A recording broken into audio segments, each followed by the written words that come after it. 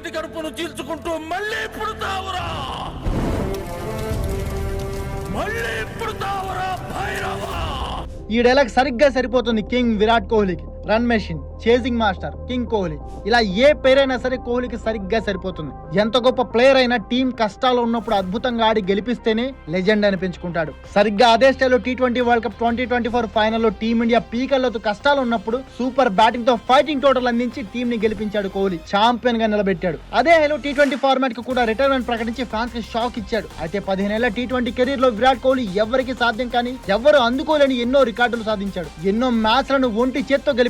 కానీ ఇంత గొప్ప క్రికెటర్ గా ఎదిగిన సెల్ఫిష్, ఆరోగెంట్, ఫెయిల్యూర్ ఇలాంటి తిట్ల నుంచి మాత్రం తప్పించుకోలేకపోయాడు. 2009లో ఫస్ట్ టైం జింబాబ్వేపై T20 డెబ్యూ చేసిన కోహ్లీ అతి తక్కువ కాలంలోనే పొట్టి ఫార్మాట్ లో టాప్ బ్యాటర్ గా ఎదిగాడు. 2014, 2016 T20 వరల్డ్ కప్స్ లో ఎలాగైనా కప్పు కొట్టాలని కసితో ఆడాడు. కానీ టైం బ్యాడ్. 2 వరల్డ్ కప్లలోనూ మనం ఓడిపోయాం.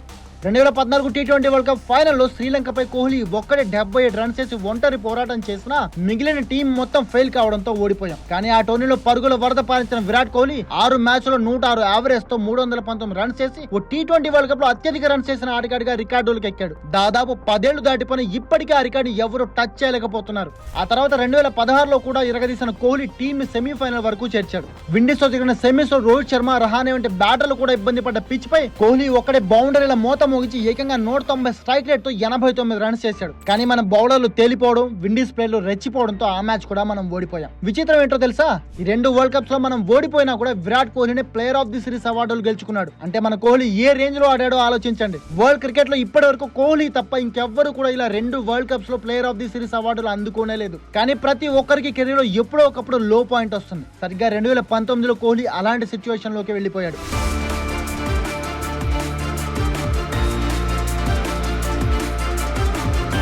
2018లో ఉన్నట్లుండి కోహ్లీ ఫామ్ కోల్పోయాడు. వన్డేలు, టెస్టులో దారుణంగా ఫెయిల్ అయ్యాడు. బ్యాడ్ లక్ లేక ఫామ్ కోల్పోవడమో కానీ అసలు ఏ బ్యాట్స్మెన్ అవుట్ అవ్వని డెలివరీలు కూడా కోహ్లీ అవుట్ అయిపోయేవాడు. ఇది చూసి కోహ్లీ కెరీర్ ముగిసిపోయింది అనుకున్నారంతా.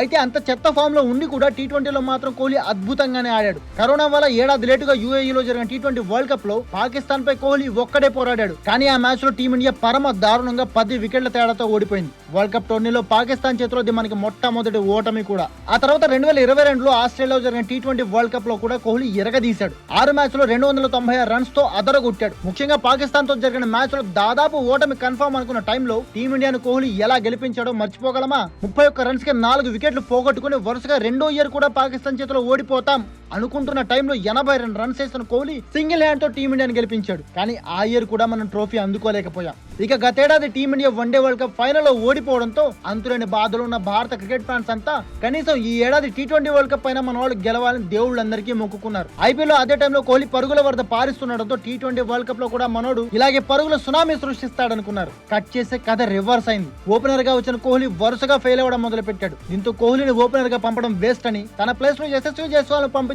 బెటర్ అని చాలా మంది సోషల్ మీడియాలో సలహాలు కూడా ఇవ్వడం మొదలు పెట్టారు. అయితే ఇలాంటి సిచ్యువేషన్ లో కూడా కోహ్లీపై నమ్మకాన్ని కోల్పోయిన రోహిత్ అతన్నే ఓపెనర్ గా కొనసాగించాడు. కెప్టెన్ రోహిత్ తనపై పెట్టుకున్న నమ్మకాన్ని నిలబెట్టుకున్న కోహ్లీ ఫైనల్లో జూలు విదిల్చాడు. తనని బిగ్ స్టేజ్ ప్లేయర్ అని ఎందుకంటారో మరోసారి నిరూపించుకున్నాడు. రోహిత్, పంత్, సూర్య ఇలా ముగ్గురు వరుసగా అవుట్ అయిపోయి టీమిండియా పీకర్లతో కష్టాలు ఉన్న టైంలో క్రీజ్ లో పాతుకుపోయి 76 రన్స్ చేశాడు. విచిత్రం ఏంటంటే ఈ టోర్నీలో మిగతా అన్ని మ్యాచ్లో కలిపి కోహ్లీ చేసిన 75 రన్సే. కానీ ఫైనల్ లో 76 రన్స్ చేసి జట్టు ఛాంపియన్ గా నిలవడంలో కీ రోల్ పోషించాడు. ఇక జట్టును గెలిపించిన ఆనందంలోనే మైక్ చేతికి రాగానే this is my last T20 world cup అని పొట్టి ఫార్మాట్ నుంచి తన రిటైర్మెంట్ ను ప్రకటించేశాడు. ఓవరాల్ గా కోహ్లీ మొత్తం 125 T20 మ్యాచ్ ఆడి 4188 రన్స్ చేశాడు. అందులో 14 హాఫ్ సెంచరీలు ఉండడం విశేషం. ఈ వరల్డ్ కప్స్ లో వరుసగా లో స్కోర్ చేయడంతో T20లో కోహ్లీ యావరేజ్ ఫస్ట్ టైం 50కి తగ్గింది. 48.69 యావరేజ్ తో కోహ్లీ తన T20 కెరీర్ ముగించాడు. ఆఫ్ఘనిస్తాన్ మీద 2022లో చేసిన 161 నాట్అవుట్ స్కోర్ కోహ్లీ కెరీర్ లో హైయెస్ట్ T20 స్కోర్. ఇక T20 వరల్డ్ కప్ లో 27 మ్యాచ్ ఆడిన కోహ్లీ 81.5 యావరేజ్ తో 1141 రన్స్ చేశాడు. ఇక T20 ఫార్మాట్ నుంచి రిటైర్ అయిన వన్డే టెస్ట్ లో కోహ్లీ కొనసాగుతాడు కాబట్టి ఇంకా ఎన్నో అద్భుతమైన ఇన్నింగ్స్ మనం చూడడం మిగిలిందన్నమాట.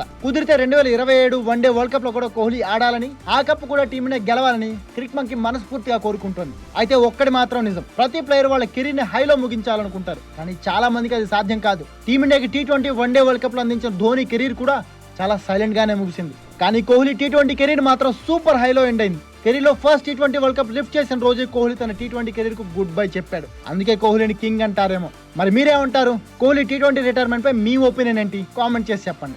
అలాగే ఈ వీడియో మీకు నచ్చినట్లయితే ఓ లైక్ చేసి మీ ఫ్రెండ్స్ కూడా షేర్ చేసేయండి. ఇలాంటి మరిన్ని క్రికెట్ వీడియోల కోసం మా క్రిక్ మంకీ ఛానల్ సబ్స్క్రైబ్ చేసుకోండి. అలాగే మీకు ఇష్టమైన క్రికెట్ టాపిక్ పై వీడియో కావాలన్నా కూడా కామెంట్ చేసి చెప్పండి. దానిపై కూడా ఇలాగే ఒక అద్భుతమైన సూపర్ వీడియో మీకు అందిస్తాం. మరి రేపు మరో వీడియోతో మీ ముందుకు వస్తుంది క్రిక్ మంకీ. అప్పటి వరకు ఆడియోస్ అమిగోస్. Be strong.